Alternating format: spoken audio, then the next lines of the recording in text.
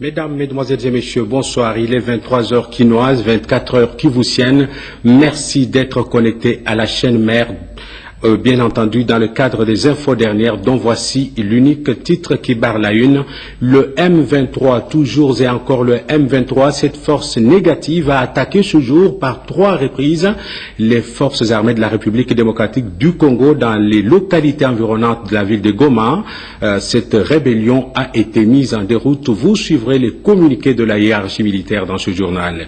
Et puis ce jour, c'est la journée internationale de la métrologie légale. À cette occasion, le ministre qui a en sa charge l'industrie, les petites et moyennes entreprises a adressé un message à la nation.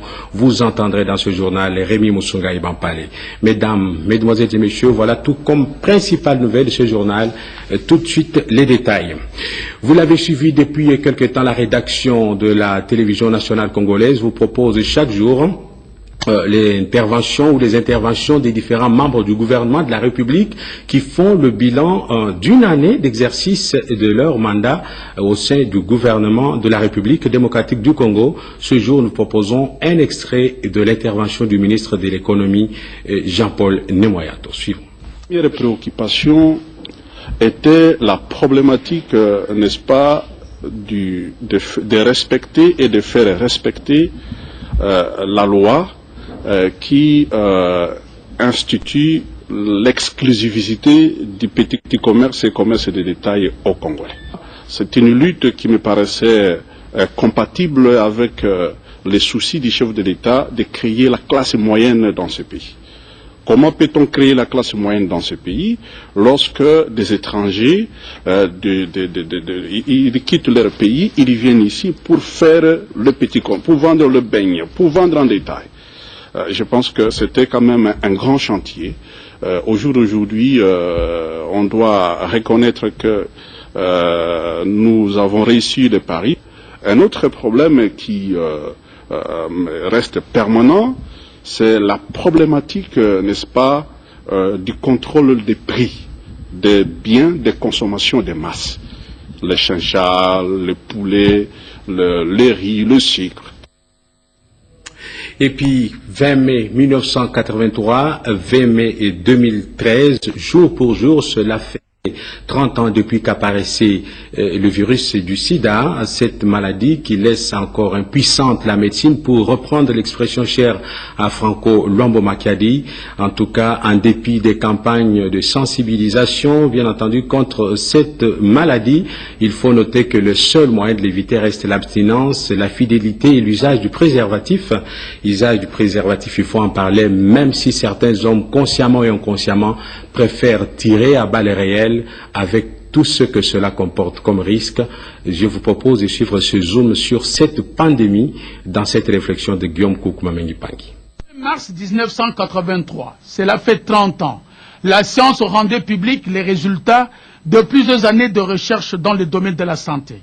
Le nom de Robert Gallo, l'Américain, est associé à cette découverte du virus du sida. Depuis 30 ans, l'humanité tout entière est entrée dans un nouveau monde avec l'existence du syndrome d'immunodéficience acquise, le sida qui se résume en 4 lettres. Le virus règne, trône et use de toute sa nuisance mortelle. Aussi bien la découverte a été longue, tout aussi le remède pour guérir le sida n'en finit pas de défier le chercheur. Son palmarès de ravage n'a pas d'égal aux victimes de guerre. Chaque jour, autant de médailles pour l'addition des victimes. Le sida est là et n'a pas de remède pour le guérir. En République démocratique du Congo, la situation du VIH-Sida est alarmante. Elle s'aggrave davantage à la suite de guerres et de conflits armés. Les mouvements de population, notamment les réfugiés et les déplacés, ainsi que la pauvreté chronique réelle, viennent aggraver cette situation. Mais la République démocratique du Congo, par son programme national de lutte contre le sida, le PNMLS, retient que la population sexuelle active est de 30 millions, soit 50% de la population générale. 3 millions de personnes vivent avec le VIH-Sida, soit 10%. Mais des efforts sont consentis par le gouvernement de la République, avec l'appui de partenaires.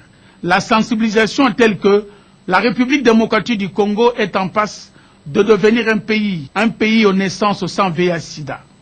Seul le remède pour le sida, l'abstinence, et la protection.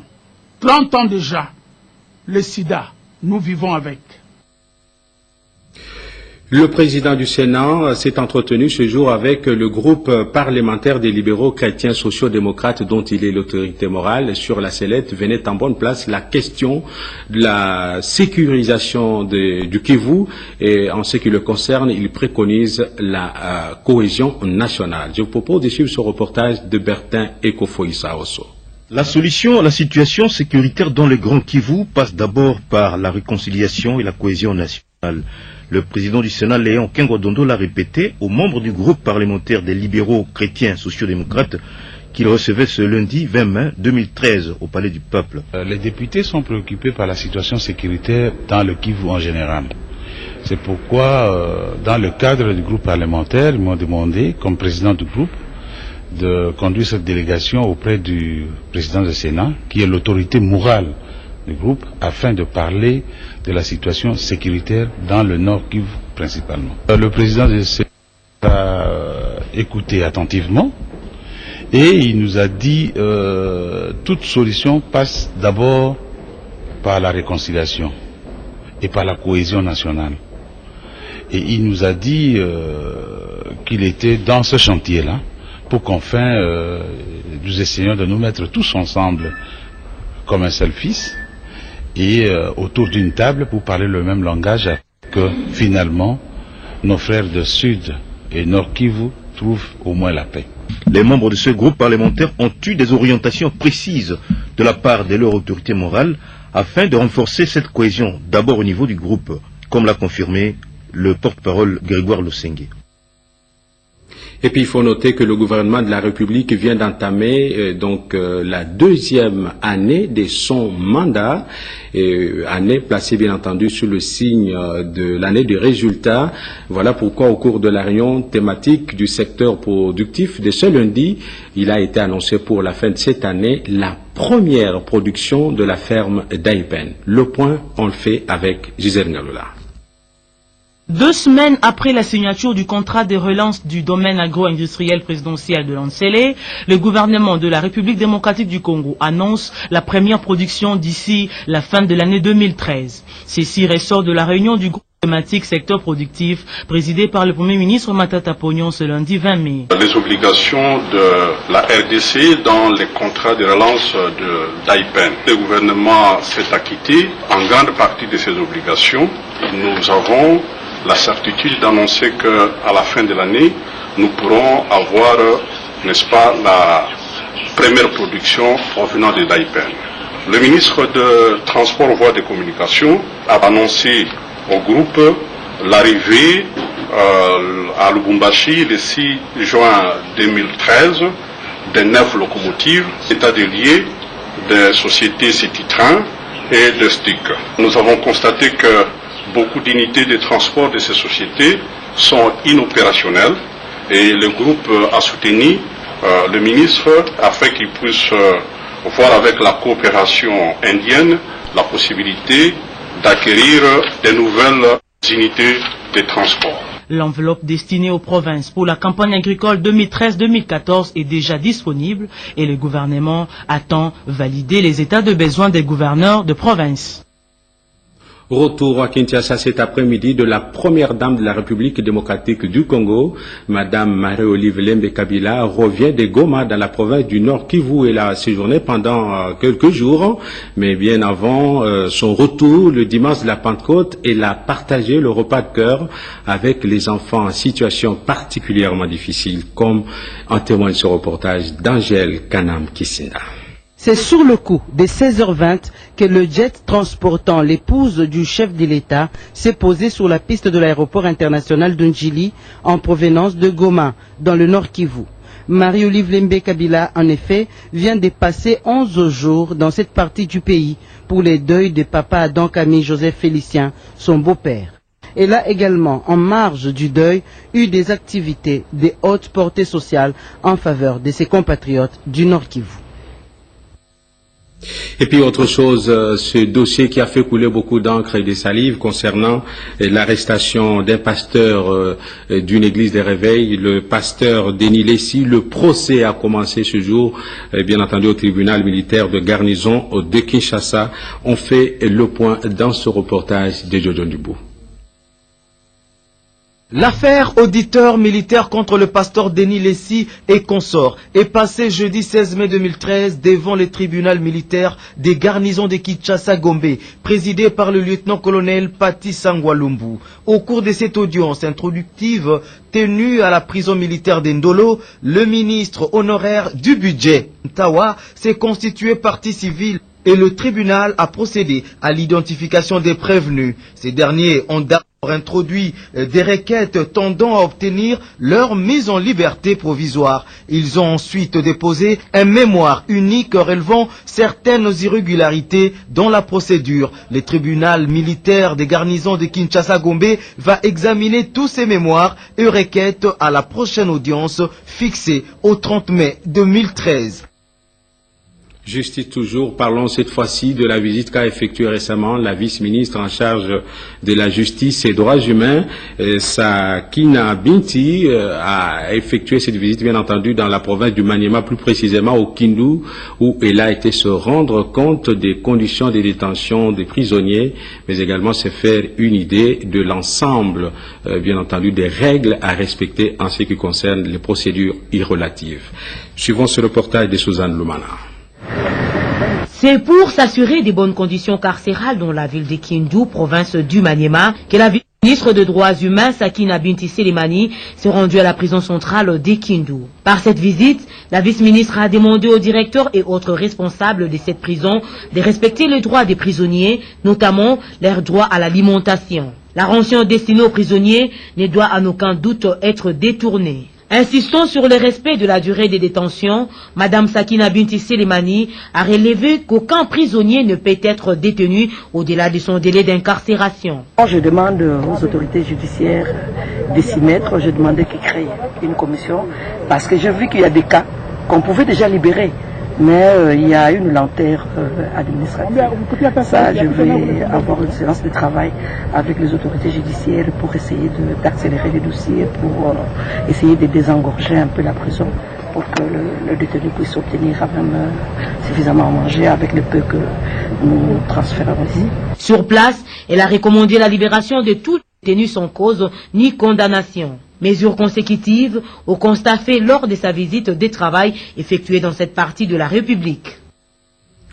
Le troisième numéro du bulletin des arrêts de la Haute Cour a été présenté à l'hôtel Vénus de Kinshasa par le ministre en charge des médias, relations avec le Parlement et initiation à la nouvelle citoyenneté, Lambert Mende Omalanga. Regardons. Je baptise le bulletin des arrêts de la Haute Cour militaire au nom de la République et au nom de la discipline qui est la mère de toutes les armées. Je lui souhaite bon vent et je souhaite que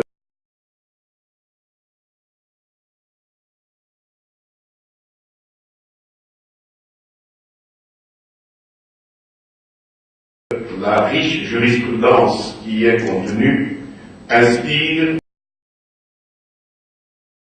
tous les directeurs de cette régie financière affectée à Kinshasa, avec à leur tête Joséphine Soilé, directeur général.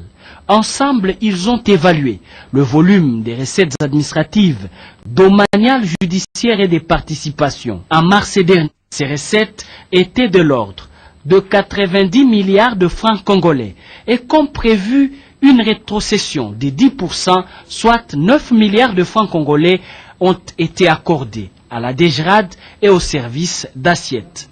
Pour le ministre délégué aux Finances, Patrice Kitebi, cette volonté du gouvernement à honorer ses engagements doit interpeller plus d'un agent du fisc à ne plus envisager une quelconque perturbation du rythme de travail par des grèves injustifiées. S'il y a des arrêts de travail, ça se traduit évidemment par un manque à gagner au niveau de recettes. Et ça, nous ne voulons pas. On ne peut pas non plus s'accommoder des situations où les gens sont constamment en grève pour des raisons mal maîtrisées.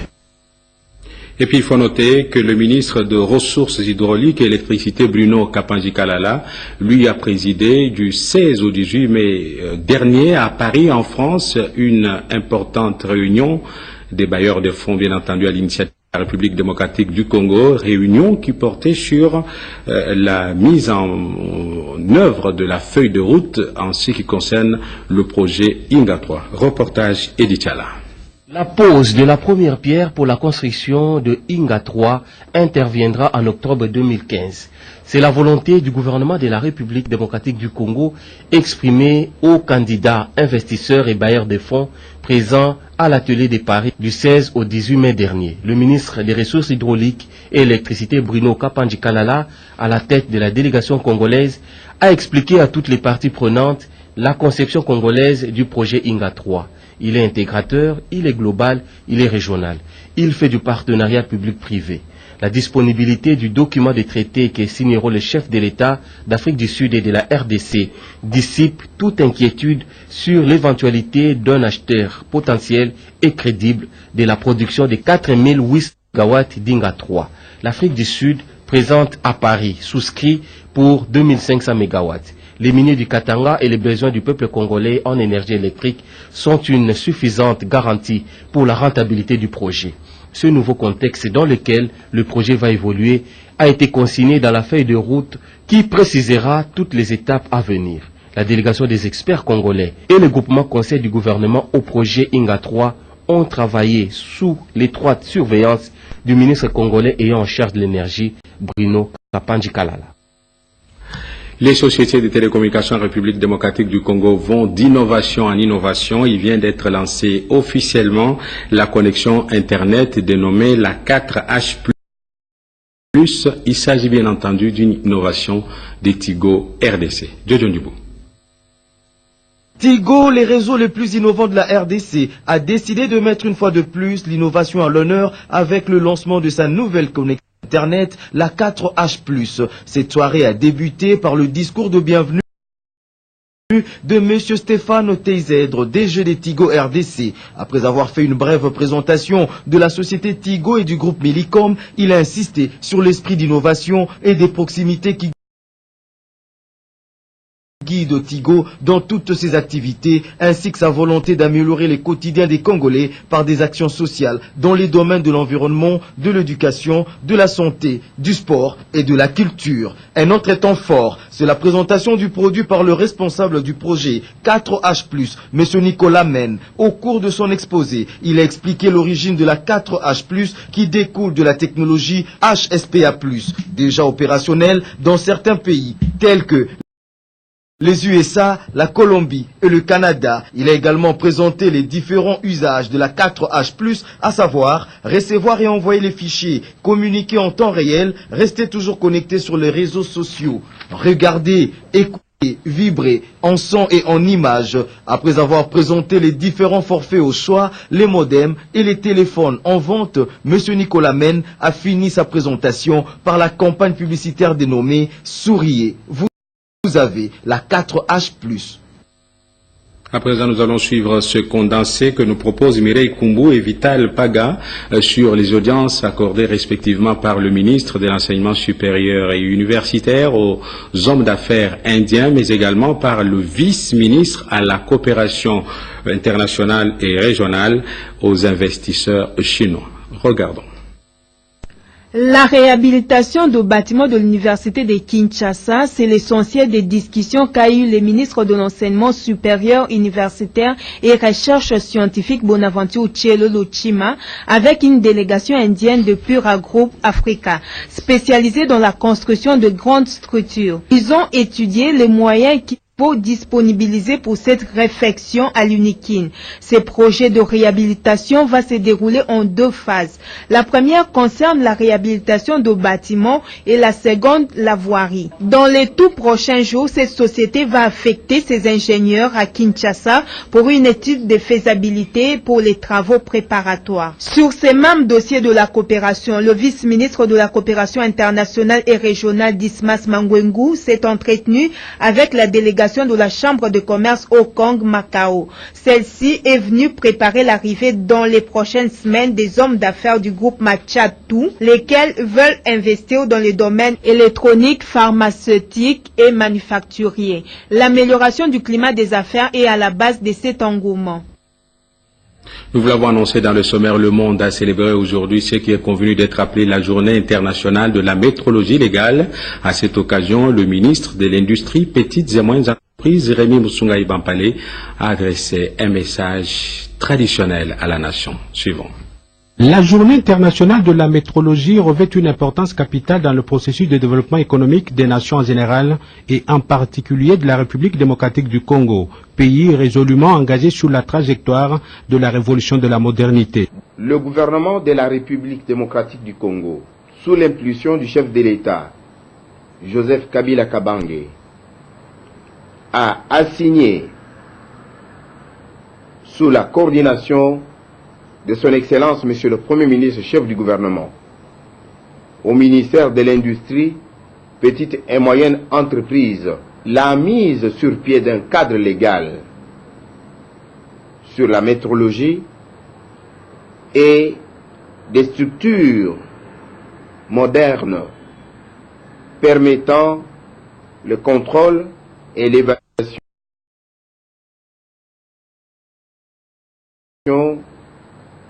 en rapport avec la conformité des produits réglementés.